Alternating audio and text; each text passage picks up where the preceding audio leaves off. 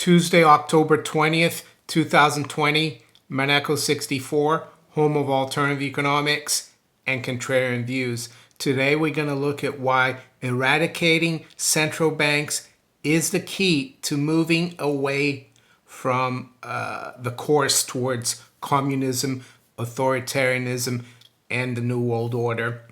Before I start, I like to correct something I said in a video earlier this month about the silver renaissance. I showed you a website called silveragecoins.com. It shows you the weight of the coin, and then it shows you the weight of the coin in ounces. For example, the Portuguese silver escudo from 1915 to 1916, it says 25 grams, and the 0.8 ounces is not the silver weight, it's the weight of the coin. If you want to work out the ounceage in silver, you have to multiply it by 0.835. I think I said that the 0.8 was the silver content, and it isn't. And just to let you know, I went ahead and bought a 1916 silver escudo. I can show it to you here now. It's a beautiful coin, actually. Feels really nice. It says in the back, República Portuguesa, which means Portuguese Republic, of course. And in the front, it's very simple. It just says one escudo. Really nice coin. I got it off eBay. I used my little scale that I got here. I'll show it to you. There you go, UK scales. It does weigh 25 grams. The other test I did, even though the eBay seller has almost 24,000 transactions and has a 99.9% positive feedback, I knew I was dealing with someone that is credible. You can always get one of these power magnets. I'm not sure how you call them, but if the coin doesn't stick to it, if it's not magnetic, it means it's silver. So that's just to let you know. So now with the main topic of this video about central banking and Federal Reserve, Bank of England, ECB. Why do I say we need to eradicate or get rid of central banks in order to move back towards freedom, free markets, real capitalism, and away from centralization, socialism, and communism? Well, it's quite simple if you do your homework. I've got here from laissez-faire-republic.com or laissez-faire-republic.com the 10 planks of the Communist Manifesto, written up by Karl Marx back in 1848. So we'll go through these and see how it compares to what's happening in the world today. So number one is abolition of private property in land and application of all rents of land to public purpose. So this is what they say here. The courts have interpreted the 14th Amendment of the U.S. Constitution 1868 to give the government far more eminent domain power than was originally intended. Under the rubric of eminent domain and various zoning regulations, land use regulations by the Bureau of Land Management, property taxes, and environmental excuses, private property rights have become very diluted, and private property of lands, vehicles, and other forms are seized almost every day in this country under the forfeiture provisions of the RICO statutes and the so-called war on drugs. So that's number one. Number two, a heavy, progressive, or graduated income tax. And I'm going to come to Donald Trump after I go through this and tell you what I think. So it says the 16th Amendment of the U.S. Constitution 1913, which some scholars maintain was never properly ratified, and various state income taxes established this major Marxist coup in the United States many decades ago. These taxes continue to drain the lifeblood out of the American economy and greatly reduce the accumulation of desperately needed capital for future growth, business starts, job creation, and salary increases. And I have to say, I'm in the UK, but you can apply this to every country around the world, not just the US. Number 3, abolition of all rights of inheritance. Another Marxian attack on private property rights is in the form of federal and state estate taxes and other inheritance taxes, which have abolished or at least greatly diluted the right of private property owners to determine the disposition and distribution of their estates upon their death. Instead, government bureaucrats get their greedy hands involved. Number 4, confiscation of the property of all immigrants and rebels. We call it government seizures, tax liens, forfeiture, Public Law 99-570, 1986, Executive Order 11490, Sections 1205, 2002, which gives private land to the Department of Urban Development, the imprisonment of terrorists and those who speak out or write against the government. 1997 Crime Terrorist Bill, or the IRS confiscation of property without due process. So this is the one that's really important. I think it's even more important than all the other ones, because half of all commercial transactions in life, at least in modern industrial world where there's specialization, requires the use of currency or money. So this is it. Number 5, centralization of credit in the hands of the state by means of a national bank with state capital and an exclusive monopoly.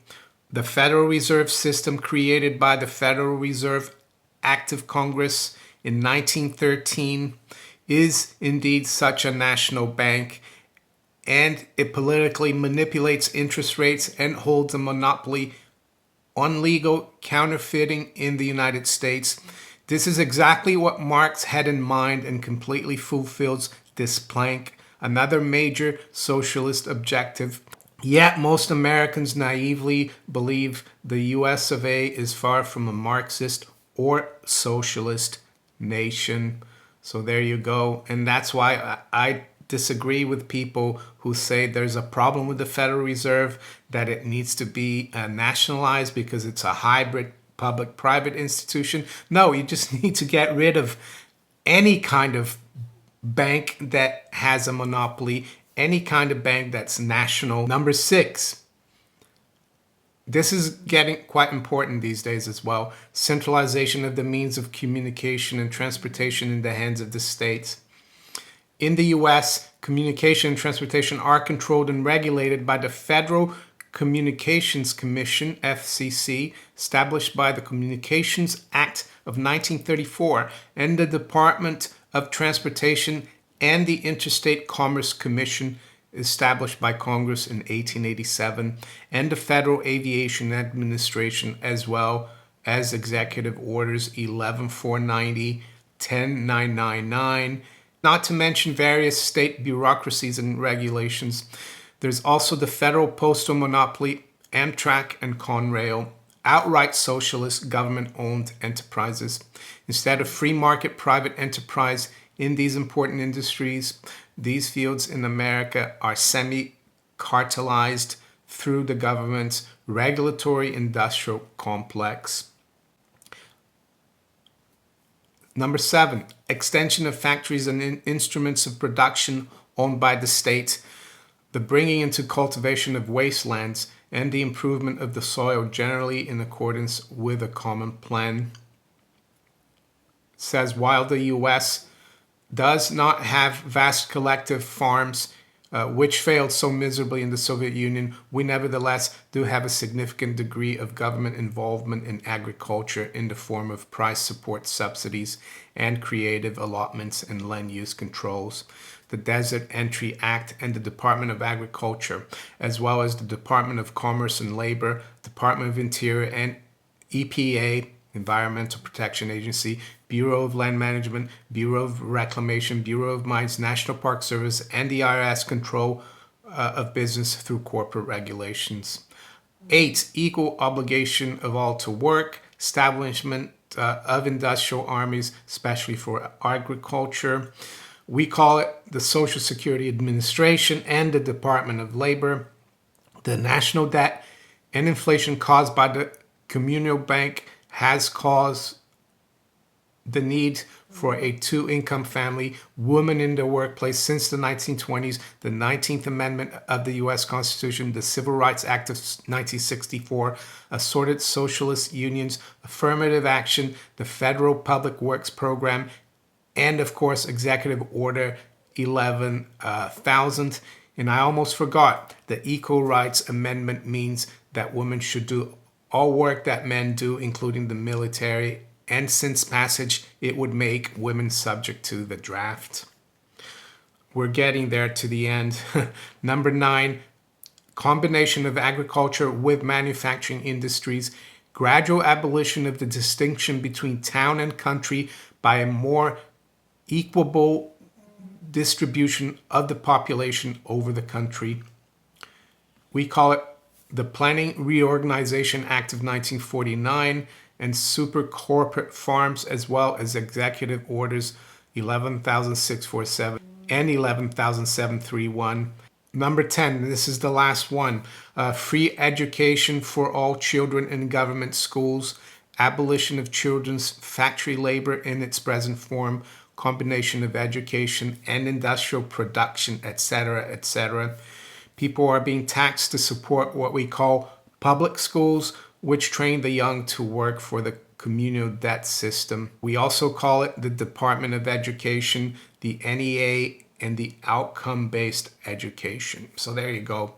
So yeah, I mentioned that the Federal Reserve and central banking is key to putting an end to this move towards really communism, not only in the United States, but here in the UK and everywhere around the world, I would say. Even though, of course, we have other planks of the manifesto, but I think without the financing arm, the national bank, it's very difficult to put these into effect. And before I move on to President Trump, I wanted to recommend some books by a guy called Anthony Cyril Sutton, and he wrote about how the bankers, Wall Street, City of London, are involved in this movement towards communism. It might sound counterintuitive that the bankers in Wall Street want communism, but I highly recommend you look into Anthony Cyril Sutton.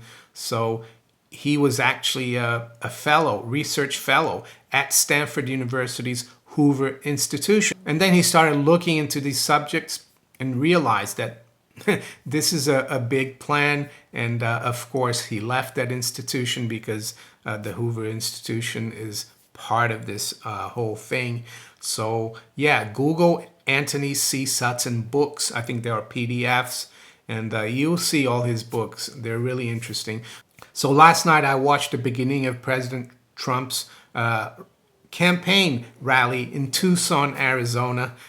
And it was, I have to say, a great show. Even before Air Force One arrived with President Trump, they were playing songs like Eye of the Tiger, Macho, Macho Man. They even recited the Lord's Prayer. So they're really getting people into it. President Trump got off the plane, started speaking, and a lot of the things he says is kind of reversing socialism. And he even said that, the regulations, lower taxes. But never did he mention the Federal Reserve, that we need to eradicate the Federal Reserve. Even though I didn't listen to the whole speech, but I don't think he mentioned that. He mentioned that the economy was doing great prior to the crisis this year, and that the recovery has been a super V recovery. And I won't argue with the economy looking like it's doing great, and even before the crisis. And why is that? Well, because it looks like it's great. It's the old saying, all fur coat and no knickers. It's the neighbor that has the Porsche, the Range Rover. They go on holidays 3 times a year. They've got a Mac mansion. They've got people working for them, loads of servants and stuff. And then all of a sudden, they have to sell everything because something happened, and you find out that they were mortgaged up to here. And I think, unfortunately, that's what's going on with the U.S. economy. And of course, the Federal Reserve is the loan shark for not only the United States and the rest of the world, and the other central banks as well. So what do I think about President Trump? Because if you look at the Federal Reserve's balance sheet, which is this national central bank that's supposed to take us to communism, according to the planks, Karl Marx's plank.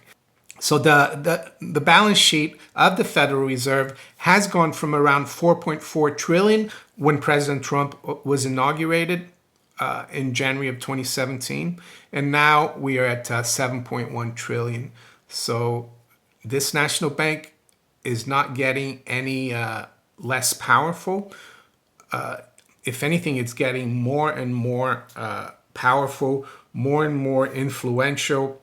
They're even talking now of sending directly to every American digital currency issued by the Federal Reserve. And you hear no counter argument, for example, from President Trump. If anything, he wants the Federal Reserve to continue to inflate. He's even talked about the Fed going into negative rates, doing more QE. And he's got, of course, the fascination with the stock market. He mentioned that yesterday. So what do I think of President Trump? Is he really going to stop the flow towards socialism, communism? Is he really different from the other guy, Joe Biden, his name, I guess? Well, I would say he is a Francisco d'Anconia character. I read Atlas Shrugged many years ago, probably back in 1999. It really changed the way I look at things and at government and bureaucracy. And this is what SparkNotes.com has to say about Francisco d'Anconia, the character. It says the wealthy and accomplished Francisco is a profoundly intelligent and highly successful man whose whole life is a paradox. He was the first man to join Galt's strike and serves as its recruiter, living in two worlds as he tries to bring others over to the strikers' side. Well, that's the side of the people who are trying to fight the system. Well, the strikers are the people who are trying to fight the system, the looters, the socialists, the Marxists, right? It goes on to say, although he's a brilliant businessman, he deliberately destroys d'Anconia copper and brings down the fortunes of many with it. And although he has only ever loved Dagny, he plays the part of a promiscuous playboy as a cover for his real activities. He is enthusiastic and benevolent, although much of his strike-related activities cause others, especially Dagny and Reardon, to feel he is mocking and untrustworthy. Francisco has a profound effect on Reardon, whom he genuinely loves.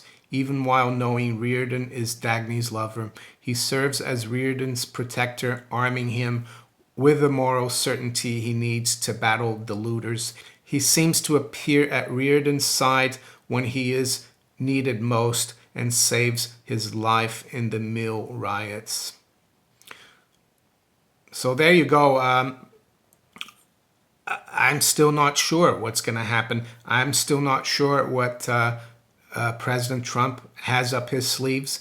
He talks a good talk about getting away from socialism. He has done things like less regulation, less taxes that move towards that. But I think the big head of the snake, so to speak, is the central bank. We'll have to see. Is he trying to build up the central bank to a massive size, all the debt and credit, so that it is destroyed from within. It's possible. We'll have to wait and see. It's very important that we keep informing people about central banking, that it isn't a free market mechanism, that it is one of the 10 planks, of course, of the Communist Manifesto. This is one of my most popular mugs that I sell in the Teespring store, the End of Fed mug here, Monaco 64.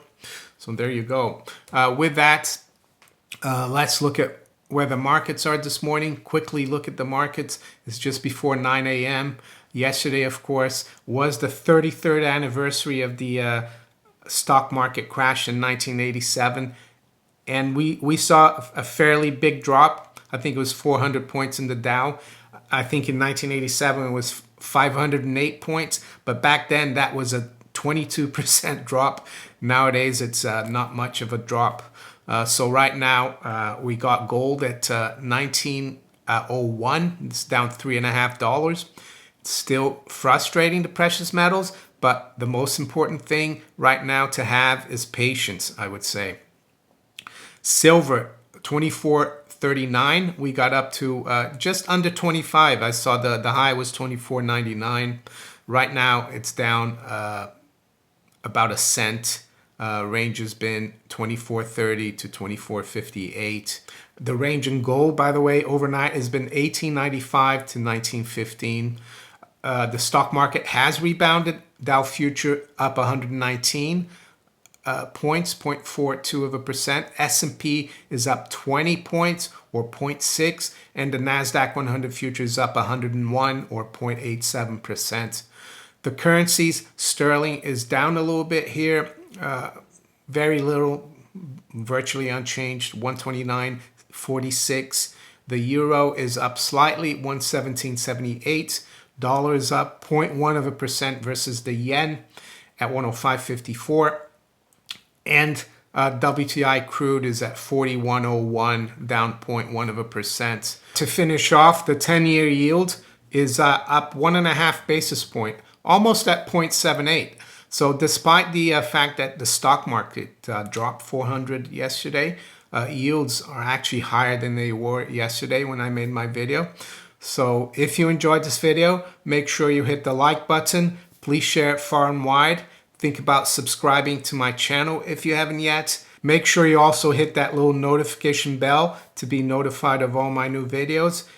And you can also follow me on Twitter, Facebook, and all these other platforms below. I wish you all a great day. Take care. Bye.